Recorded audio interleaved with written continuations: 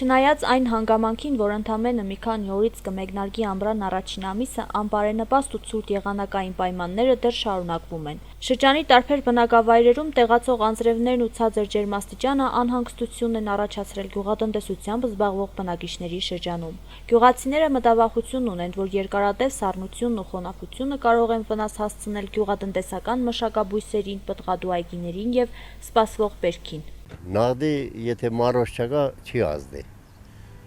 Անձրևը պետք է, անձրևը անպայման պետք է, կարող է ժամանակին անձրևը կտրվի,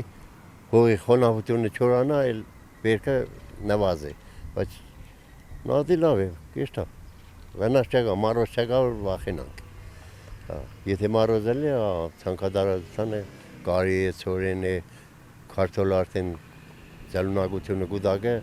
հեռավեզ արգեց, դա էլ է վնաս։ Ամեն դեպքում պակա նորմալն է։